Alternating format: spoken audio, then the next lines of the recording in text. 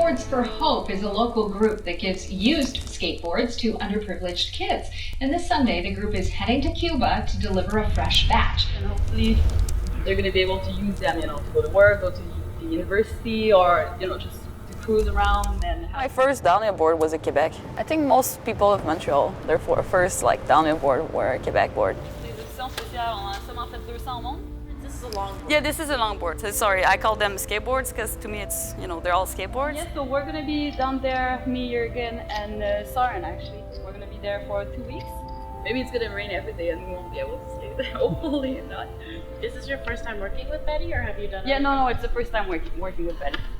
And I'm super glad I'm with Betty, Betty Esperanza is a Westmount mother of two who founded Skateboards for Hope, a labor of love. Her charity collects donated skateboards and gives them to needy kids in Ganasatage, Cuba, Uganda, and the Dominican Republic. Skateboard for Hope. Madame Esperanza, bonjour. Bonjour. Merci d'être là avec nous. Ça me fait vraiment plaisir. I want you to meet Johanny Perez, who is the top skateboarder in Cuba.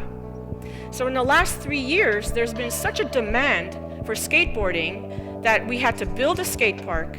We've created and developed skateboard after-school programs for kids. All this with no budget, using the environment as is. So Longboarding for Peace helped fund this project in a couple of different ways. We actually paid for Betty to go down to Cuba, part of her trip, and we also committed to doing a full editorial in our buyer's guide about the entire program. Quebec Skateboards founder Ian Comishin has been a longtime fan of Betty Esperanza, the godmother of skateboarding and founder of Skateboards for Hope, an organization that distributes skateboards to underprivileged youth around the world. It's quite rewarding. Over the last 4 years, her reputation has been growing exponentially, due in no small part to her tireless efforts to empower youth in Cuba through skateboarding. The plan was to send the boards to Cuba. They were a donation to Skateboards for Hope. I want to bring them to Cuba. Definitely have a huge community of people who now contact me and give me boards. And so that's how it started. The team was pretty stoked on the fact that Quebec Skateboards decided to get involved and donate 100 boards. We already planned on bringing stuff down there, but it was used gear. They're used to see used skateboard. So for them, to have a brand new materials, there is no skate shops. So you're not able to buy anything really related to skateboarding. They're not going to get a skate shop. It's too expensive.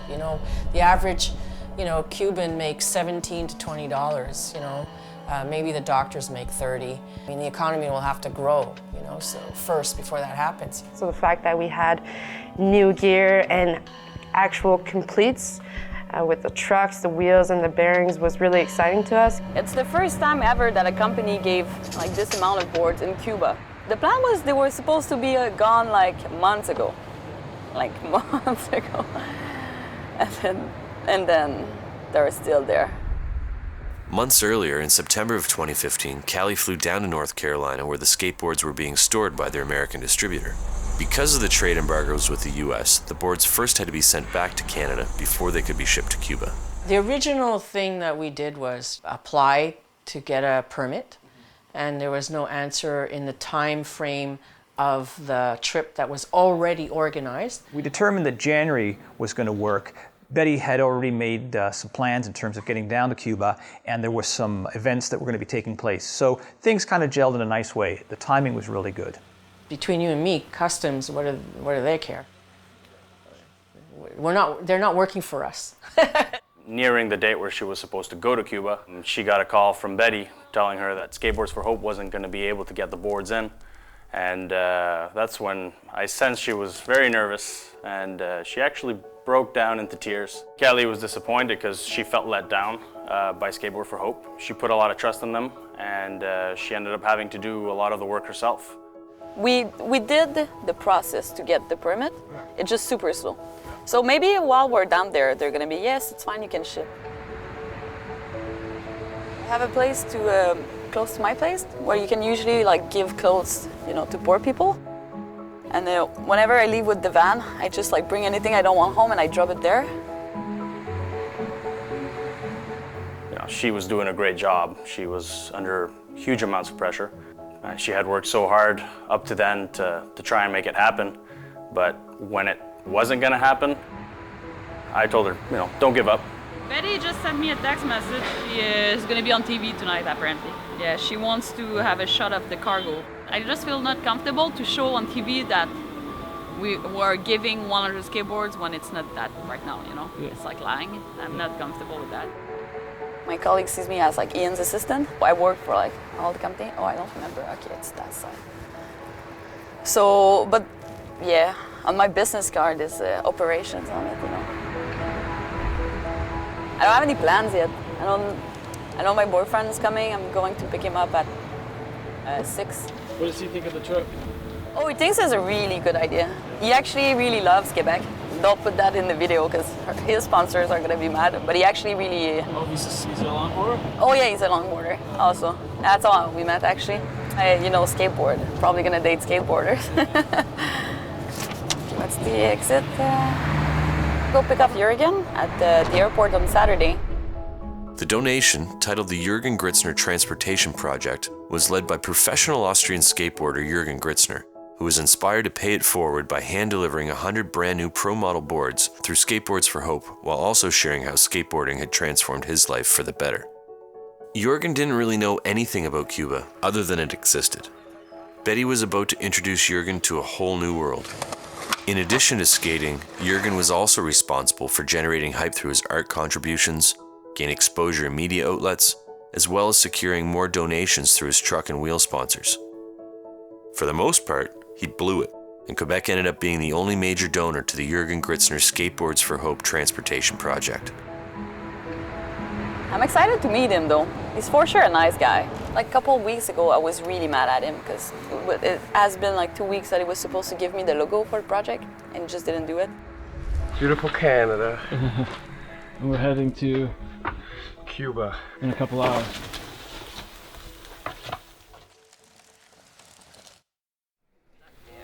As weeks turned into months, the skateboards collected dust in Montreal while Betty and Callie tried to navigate through the bureaucratic process of importing the boards to Cuba from Canada. The plan to transport the boards by sea was no longer an option, but shipping sponsor Hellman agreed they would still cover the cost of flying the boards there. However, that could only happen if Betty and Callie got their act together with the paperwork. We didn't have the authorization yet. We're gonna go get it as soon as we get in Cuba. Well, not as soon because we're gonna arrive at night, but tomorrow morning. On the morning the Quebec team left for Cuba, the skateboards were still collecting dust in Montreal. Callie and Betty's only option now was to smuggle in as many boards as they could possibly fit into their oversized luggage without exceeding the maximum weight.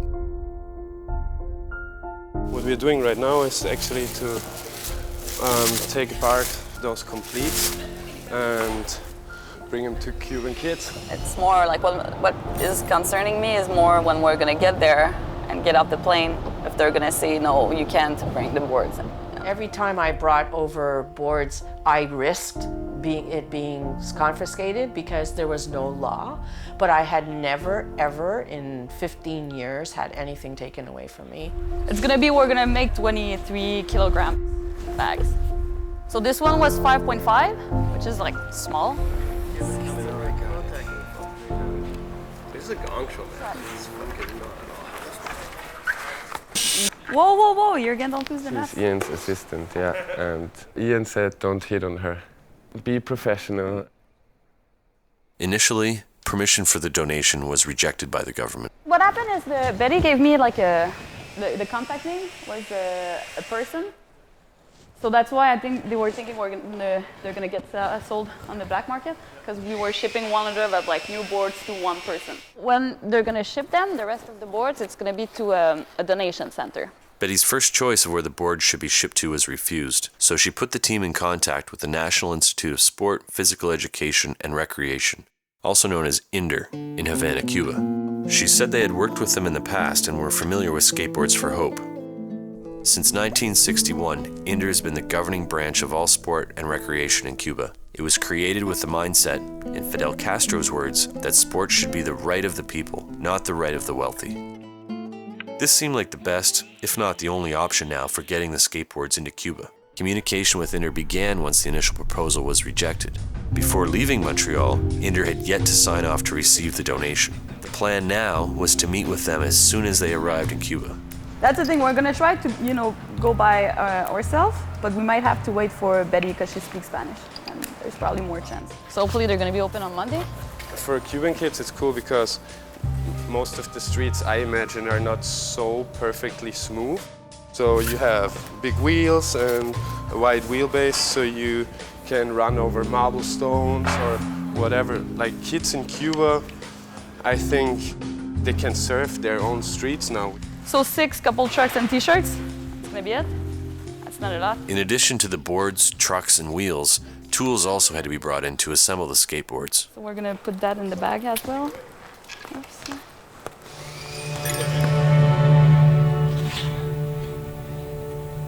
Fuck, it's over. What did you guys do?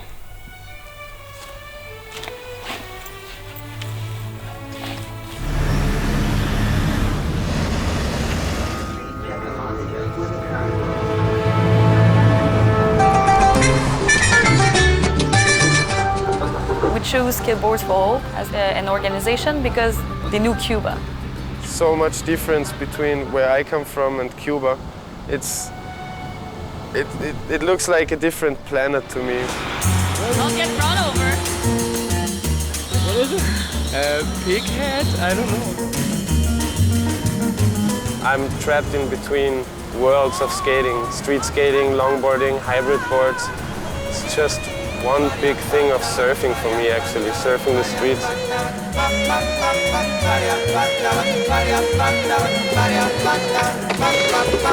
Ven, corazón, tú no ves que no vivo sin ti. Tus caricias, tus besos, tu amor, siempre me han hecho feliz. Sin tu querer, yo no sé cómo vivir, mujer. Pues cuando yo estoy solo sin ti, me siento padecer. Ven, corazón, tú no ves que no vivo sin ti. Sin tu querer, no puedo ser feliz. Ven, corazón, que esperándote siempre estaré, aguardando tus besos, tu amor, tus caricias, me lo olvidaré.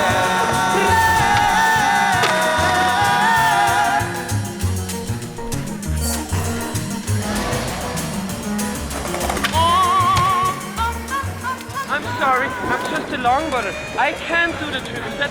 Prior to arriving in Cuba, Betty booked a hotel for the Skateboards for Hope crew, 30 minutes outside of Havana, in a cheesy tourist area hidden from the poverty and the people they were there to help. Skateboard. The Quebec crew went to meet Betty as soon as her plane landed.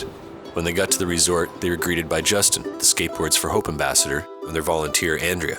Once we got there, we were just expected to represent Skateboards for Hope, participate in the donation process. Betty, who was supposed to be guiding the Quebec team's activities for the next 2 weeks, was nowhere to be seen. 100 brand new complete skateboards. It's like the first time in Cuba ever. So which is like in one shot too. Well, it's gonna be 2 shots since we're gonna get them shipped. We're gonna try it tomorrow or the next day with Betty. We're gonna go talk to the people. So hopefully, they'll trust us and they're gonna let us ship the boards. So by the end of the week, we'll have the 100 boards. We were supposed to pass a lot of time with Betty, and I thought she was gonna, give us contacts so we can have drivers and stuff, but it didn't work that way. Without the guidance and care of the godmother, the Quebec crew found themselves up Schitt's Creek and without a paddle. It's crazy, man. No, but I think I told you we had no money, nothing. And then we were struggling to walk around to get a bank. They spent all the money they had on taxi rides back and forth from the resort, and now they were fucked. Once in Cuba, their credit cards and the Quebec crew proved to be useless. We were trying to find an ATM that works with our cards, with a MasterCard or a debit card, but there was no chance. Due in no small part to their unfamiliarity with Cuba and the Spanish language, they couldn't even find an international bank to get money for food. Here they were, almost 3,000 kilometers away from Montreal, to save Cuban kids with skateboards, and they couldn't even feed themselves. Well, there are other people around that could have helped, right? If you ask for help, then you can get it, right? We don't speak Spanish, so we can't really ask people where is the bank. But then we ran into John. This is American Classica. Encontré a estos señores en una situación un poco penosa. Man, we had to go to the embassy 3 times. Yeah, 3 times. No tenían dinero en la calle. un poco nerviosos y les he colaborado llevándolos a diferentes lugares. Entre ellos, de mi bolsillo, les pagué taxi hasta que se les estabilizó la situación económica. In Cuba, we are very fans to the skateboard. Thank you very much for the donation. My name is Juan Carlos. We're on our way to Ender, and we're gonna go try to meet some people there that are in charge of the university, and then hopefully they'll speak a little English so we can have conversation with them. Otherwise, we'll use our friend John right there. He can translate for us. Yeah. We want to try to get the authorization to ship the boards. The 56 board left in Montreal that are getting dust on from waiting. And then since they're like brand new skateboard and it's a big amount, like I get that they're suspicious a little bit. It's obviously not a secure, easy way to send boards because you have to wait for permission. It was the government that denied when we asked for the permit, but the only other way we had to ship the boards from Montreal were to go talk with Ender and then send the boards through Ender. Yeah, I'm getting nervous. A little bit. You're excited? No, I'm excited for sure, but just, a little nervous here. We're actually gonna go talk with authorities kind of thing. You don't want to blow that up. For example, volleyball, boxing. In there? Yes, in this area. Exciting.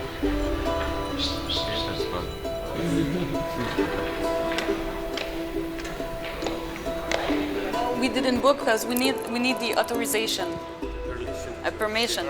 Contact in Havana first. Go to ambassador institution. No, también no directamente. And I was really nervous that I'm just gonna fail and it's not gonna work. That we're gonna show up to Ender, and they're just gonna slam the door on our face, kind of thing. And then, okay, so we'll send this today. Everything to this, and we start to do this. Okay. You happy? I'm fully happy. I was surprised that they got permission to send the boards. I was so surprised when Khaled said, "Oh yeah, we got the boards." I'm like, really? Oh my God. I just can't believe Albedi was just make it sound like we're never gonna be able to talk with them without an appointment. We just fucking showed up there. Oh yeah. And we walked out. The feeling I had was wow, we actually made it happen. That's exactly what I wanted.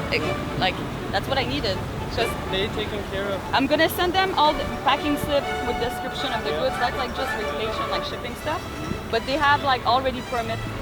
So my broker in Montreal, when he's gonna ship, he's gonna put their address, and you see in the system that they're able to receive stuff.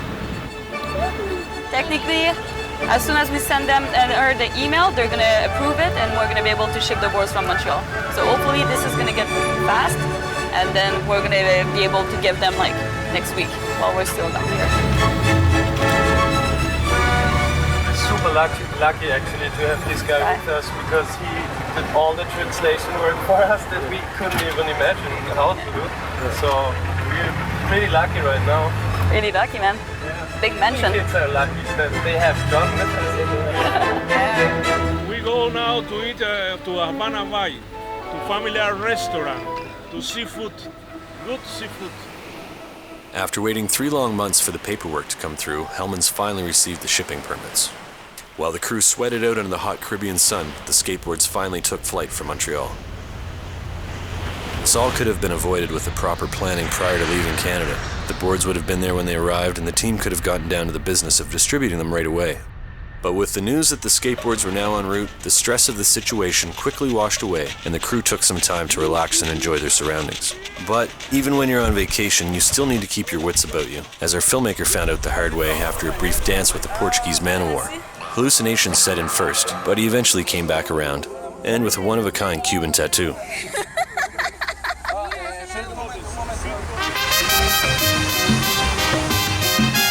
Callie and Jurgen set out with the boards they had smuggled in and immersed themselves block by block in Old Havana, still with no contact from Betty. We met some kids that were doing parkour. They were super stoked to see Callie skating and me skating.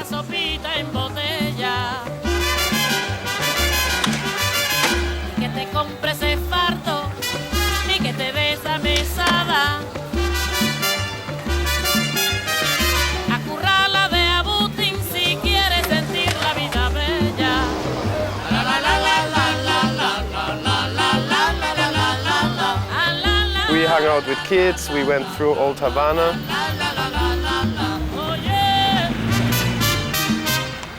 Y hasta que no se descubra internacionalmente estos lugares, no se le va a promover en sí para realizar este tipo de deporte que es caro, vuelvo y repito, para los jóvenes cubanos.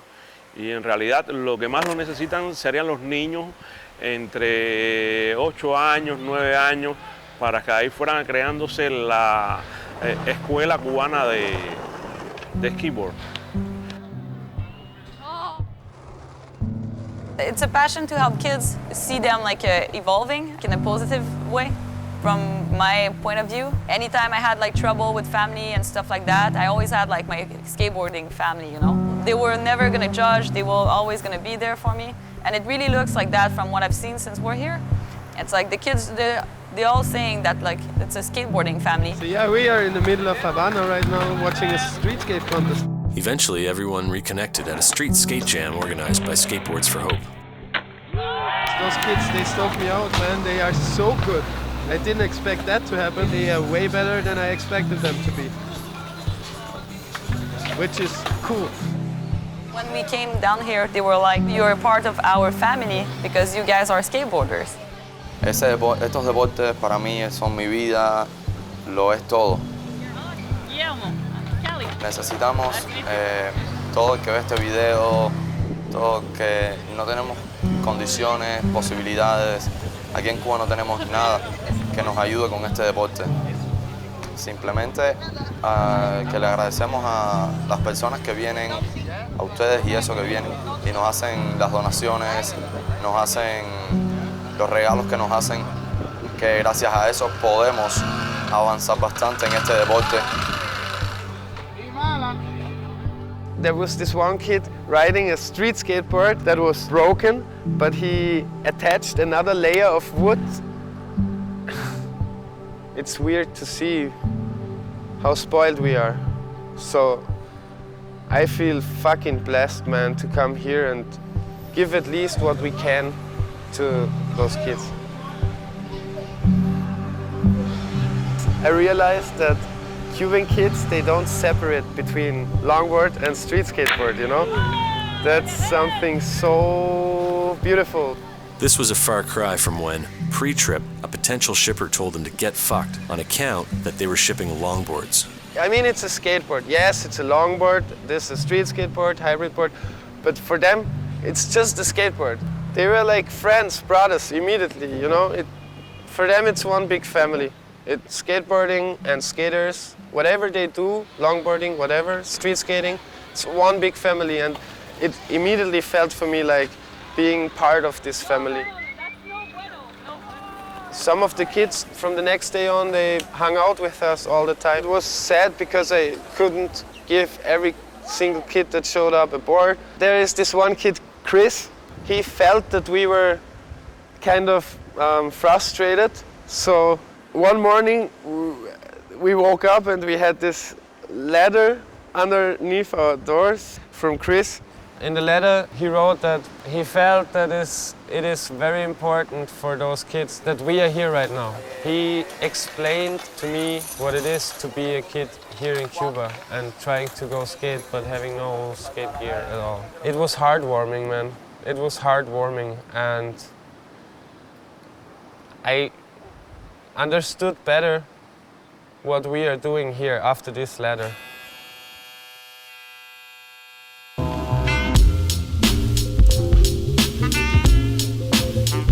My name is Angenieux Kowa. I'm from a group called Angenieux Skate Cuba. I'm not the only one who brings down boards. Amigo Skate, they didn't want to work with us because they didn't know us and they only knew Betty and they don't like her. Well, I stay away from things that are not legal. I don't work with people who don't do things the proper way to get permits and stuff like that and permission. And the reason for that is because I'm a charity and I'm a sustainable development charity. When they met with me and Jürgen, like they were like, "Oh, those guys are cool. They have like they do their own stuff." We're at Patino Dromo Skate Park. It's a DIY park built by the local kids here that we've been supporting for the last 6 years. Unfortunately, it's in a drainage ditch. Don't want to fall down there. So today, for example, a good portion of the park was underwater. So we had to sweep out the water, and it floods every summer, but it's the only location that we have to work with. There's some old metal ramps that Red Bull donated about 8 years ago, but those ramps are falling apart. The actual concrete build started about 2 years ago. The skate parks there are a little more run down in here. There's like puddle everywhere, there's dirt. Little by little, it's growing into what one day could be a real skate park. We're just here to make the kids happy, smile, skate. I mean, you know, you've been here all day, there haven't been any problems, except for the ones that the government created. Just a peaceful event, you know, but they don't want this to happen. That was Inder and the local representative for this park. And they argue right now since 2.5 hours that they want to shut down the event right now. Keep it low with the camera stuff right now. It's my first time here, and do you see everybody, the young is happy. Different generation to sport, no drugs, no run, everybody happy. For that reason, I think it's better for the new generation of the Cuban people. It's okay. Unfortunately, for us to help the kids, we have to do it illegally. So that makes us like Robin Hood. Oye, este es para las cámaras, para que me filmen a mí, para que entiendan todo lo que yo estoy diciendo aquí. Yeah. Fishy man, Fatty man, yo, go. Some fucking chop off. Pon otra. Ahora mismo estamos en el Cristo de La Habana, que es un spot súper increíble que tenemos aquí. La calle es un poco mala, pero tiene una vista preciosa de La Habana y es una de las pocas lomas que tenemos aquí en la ciudad. It's called El Cristo, and it's in front of the Che Guevara house. It's the most famous downhill longboard spot in Havana. I thought we had really bad pavement in Quebec, but believe me, we have like wonderful pavement. Cracks and holes in the pavement everywhere.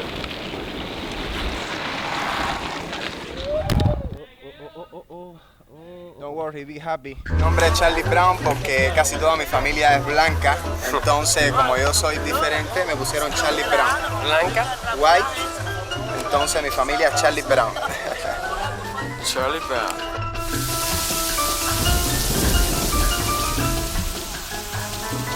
It's way too fucking slippery for this shit. But it's cool, we'll have fun. I thought the weather would have been like so nice. Everything stays wet. This actually was the worst winter they've had in 50 years. On the sidewalk. All the skaters that wanted to race, they had to pick a number. There were like 3 heats with 6 people at once. I was shocked that they were going to do it in that type of rain. And, you know, Hani said, it's now or never, because everyone's here, so we're doing it. I go, but the risks are higher. Nada, por falta de protecciones nos pasa esto a todos los muchachos de vez en cuando, pero esto no es un impedimento para seguir montando, ya que hoy vamos a seguir montando. Oye, la meta, ¿cuál es? El recorrido. It was the most random and craziest race I've ever seen in my life. Peace and love. And he said, we're going to do it the Cuban way. They're fighters.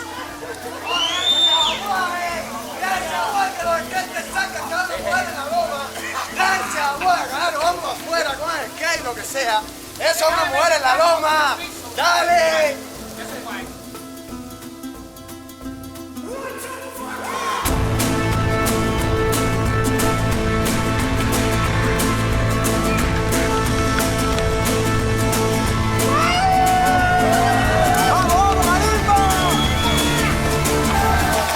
There were at least 50 kids going crazy on their longboard. There were kids with no helmet and no gloves. Instead of using gloves as we know, they had plastic bottles. We were using the plastic bottles as slide pucks.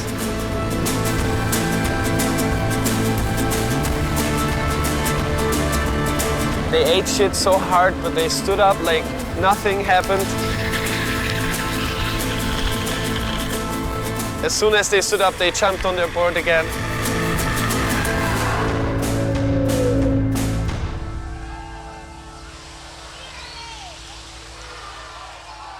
More people will realize that those kids, they're good at what they do, but they still need more stuff. We can only bring so much. With the voyage now half over, Jurgen's crew connected with the Skateboards for Hope crew for a second time at the downhill race. There, the boards that Betty's team smuggled in their luggage were handed over to Callie. Concrete Wave and Longboarding for Peace were told the event was organized by Skateboards for Hope, but the only acknowledgement of Jurgen and Betty's team being included officially were the boards being handed off as prizes. It would seem that in reality, the event was organized by Amigo Skateboards. Me gustó mucho la competencia. Tenía pensado coger cualquiera, primero, segundo, tercero, no me importaba el podio que fuera. Hubieron mucha gente, muy importante, la lluvia. Llovió mucho, no es algo normal patinar con lluvia, pero lo hicimos posible, montamos con lluvia, nos caímos, la lluvia, pero es parte del deporte, no hay problema. I've never seen like a level of stoke like that, you know, ever. Their faces here. So like grateful, you know, for that moment, to see like how much joy the kids have in their eyes. I felt like blessed to be able to hand over my board to such strong characters. I'm so thankful, man, that I can be part of this right now. It's something unique, very special for me. With the bulk of the donation now in Havana, a plan had to be put in place in order to have someone take charge of finding skaters for each of the boards.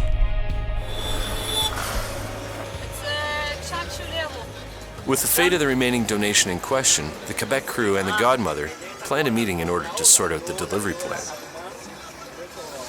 The driver doesn't know where we're going. Anything else, I believe it is. They said that way or? Yeah, let's walk back. We were like fish out of water, man. We were like lost. We go ask that, yeah.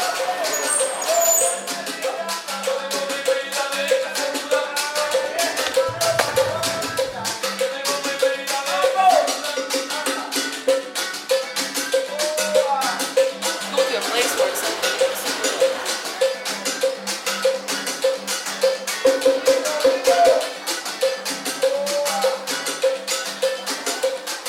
From the beginning, Betty's plan was for Skateboards for Hope's ambassador and local Cuban skateboarder Johanny Perez to personally distribute the boards to the kids who would benefit most.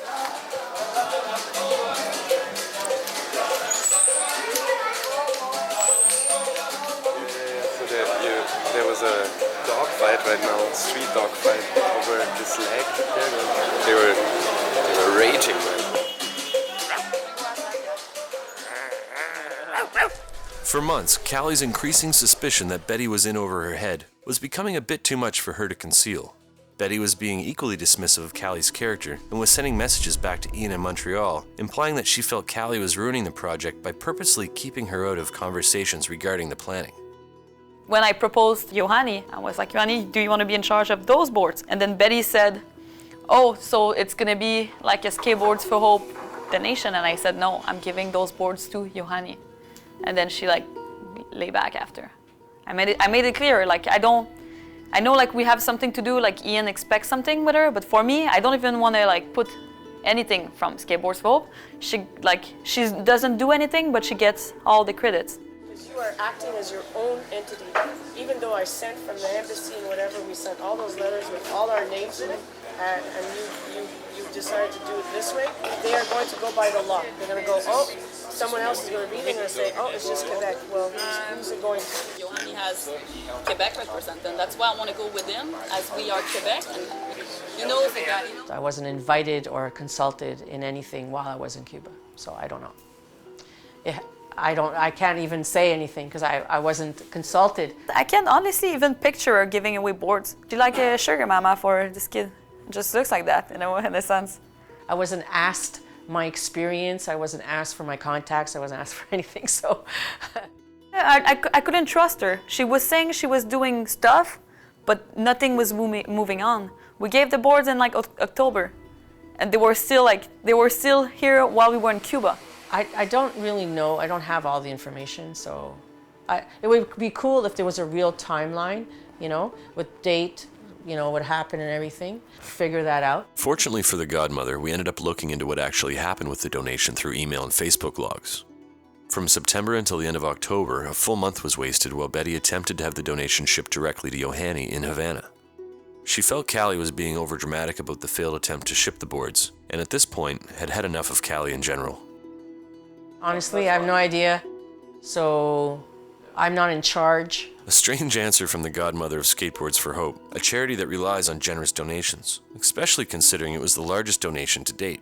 If we would have all stayed together, there would have been more of a kind of a group synergy, and it would have been a lot easier to communicate, I think. I don't think if we would have been in the same hotel, things would have been different. Originally, we were planned to work together, and then I got radio silence. I don't think it has to do with age. You know, it has to do with character. At first, I had like nothing against. Like I was willing to work with her to make this project happen. If we didn't push like we did, we wouldn't be able to ship the boards at Cuba. We're on our way to Inder again for the third time since we are in Cuba, and we're gonna go see with them if the boards cleared custom yet. They're doing it in probably a smarter way, in a more legal way. They're actually having the boards shipped to Inder. I had suggested that we bring down the boards by hand, like I've been doing it. But, you know, I mean, I understand, you know, Quebec wanted to do things in a, you know, more grandiose way. Johanny is going to come and meet us there, so we're going to give him the boards. But if not, we're going to try to explain those people that we want Johanny to be in charge of the 56 boards that arrived in Havana last Sunday. It was evident that the Cuban ambassador for Skateboards for Hope, Johanny Perez, felt uneasy and nervous about being caught in the middle of a war between Callie and Betty. He openly expresses his frustration, but maintains his loyalty to Betty for all she has done for him and his crew over the years. Que supuestamente Quebec tenía que trabajar con Skateboards for Hope. ¿Para qué? Para que no pasara esto mismo que está pasando. En sentido de que hubiera sido más rápido si hubiéramos trabajado coordinado lo de la donación, ¿sabes? Que yo sé cómo trabaja el INDE, porque llevamos muchos años. In the end, it seemed like Johanny has no hope that he will get the boards, actually. Ender, the university, doesn't support skateboarding at all because it's not a fucking Olympic sport. ¿Qué problema? El problema es que el deporte se está reconociendo ahora como deporte. En el 2020, el skate está puesto para las Olimpiadas, ¿sabes? ¿Qué es lo que tiene que hacer Cuba? Tiene que hacer deportistas de skate porque va a estar en las Olimpiadas. Eso se está trabajando. Yo estoy trabajando con el INDEN, con la vicepresidenta, con todos, ¿no me entiendes? Y la cosa que fue que pasó, hicieron lo que... ¿no me entiendes? Inder is just keeping them for themselves. I don't know what will happen. Maybe they will sell it or... It's depressing, man. It's really depressing because that's the only way we were able to ship the rest of the boards that we couldn't bring with the plane. I haven't had a good experience with them. I would rather know that I'm bringing something in and I'm going to hand it to the person that I wanted it to get to, as opposed to handing it to someone who I don't know where it's going to go. I just want those kids to have the boards, but I don't know how long it will take, man. It's a pain in the ass, actually. The next day, Eric Rodriguez, who is in charge of the donations at Inder, set up a meeting to discuss details of the donation. Eric was the same guy who showed up to the skate park where the skate contest was to shut down the event. So it wasn't, you know, a good feeling to think that this guy is going to be in charge of 56 boards when you obviously don't like skateboarding. Se marcharían sin ver llegar a Cuba la donación. Han repartido a los chicos más necesitados que realmente practican este deporte acá en Cuba, le han entregado gratuitamente lo que han podido. Nada, me siento súper contento con lo que hago, ya que desde pequeño montaba patinetas. Muchas veces eran hechas por mí y por mi abuelo, que me ayudaba a fabricarlas. Fui creciendo, pasé mucho trabajo, pero mucho trabajo para conseguir tablas o fabricármelas. Y ahora que ya soy una persona, ¿sabes?, un poco grande, Estoy trabajando en un proyecto de que quiero enseñarles patinetas a las personas. Y si con gente como Amigos Skate, los muchachos de Quebec, las firmas o las marcas que quieran introducirse a Cuba me puedan ayudar, eso estaría perfecto, ya que todo ese material no va a ir a parar al mercado negro, como dicen algunas personas, va a ir a parar a los muchachos que de verdad patinan, de verdad lo necesitan, de verdad les gustan. Porque es muy triste llegar a un parque, ver que alguien está patinando y tú decir, coño, no tengo tabla, no puedo montar. Ahí quiero estar yo para coger una tabla que tenga en el carro y decirles, coge, patina, cuídala, pero patina. La política internacional está tensa. Cuba es un país muy seguro, muy seguro para cualquier tipo de evento, pero económicamente es lo que nos deprime. El sistema financiero internacional, la propaganda, conocer la familia cubana de la ciudad de La Habana que practica este deporte. Son jóvenes, muy jóvenes, que con muy pocos recursos están haciendo algo lindo y bello. Se les ve por las calles, patinando, aprendiendo. Repito, mi única labor ha sido coordinarle modestamente en agilizar los trámites, tratando que realmente se cumplan el objetivo de su visita acá a La Habana, con mi inglés limitado, y que se cumpla su objetivo. Muchas gracias. Thank you very much for the interview. On their last day in Havana, the crew spent the day with the local skateboard crew who had all but adopted them into their own family. Their final initiation was for them to be baptized in the filthy water of Port Havana. They couldn't resist. Jürgen didn't believe me that I was like game to do it. 1, 2, 3, they opened the gate and then jump in the water.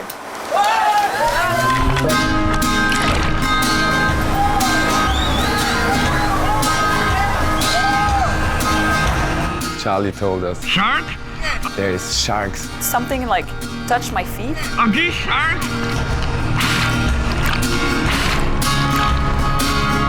Oh, it was sketchy. It was super sketchy. When he said that, I started swimming so fast. As soon as we got out of the water, Charlie was like, okay, now move, quick. Cops were there and we're like, no, we can't go out there. We made our way out a different way. That just made my day, man. How was the water here? Oh, the water was just perfect, man. Full of sharks. Gotta move before we get arrested. I just kept saying that, like, oh, I feel alive again. That was like one of the best days. I actually needed that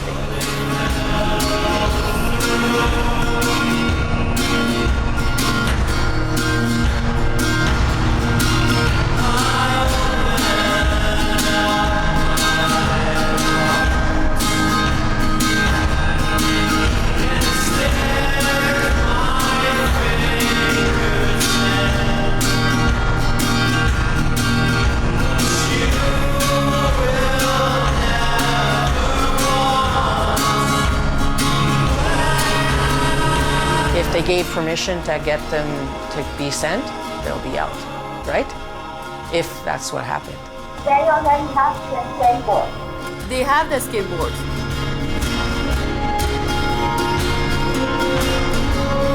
It's not gonna sit there, it's not gonna rot.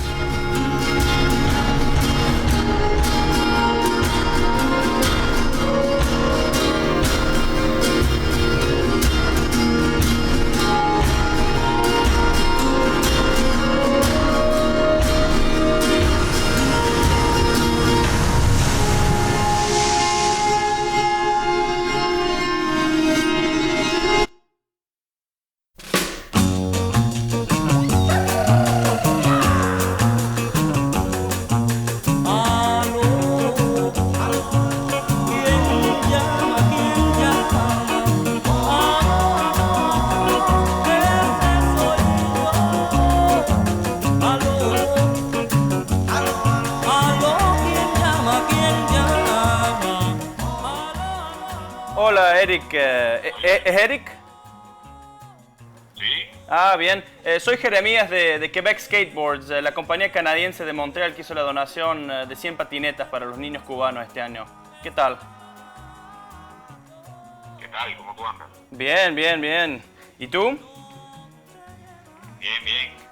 Hoy todavía patinetas por una incoordinación de la forma que se entró al país están en la aduana. ¿Están en la aduana? A mí yo creo que... Todavía están en la aduana. Qué raro. A mí me parecía que ya habían entrado. Yo creo que hablé con Marta o Clarice de Inder y me habían dicho hace unos meses atrás que las patinetas ya las tenían ustedes, que las tenía Inder. No. No. Nosotros la tenemos en la aduana.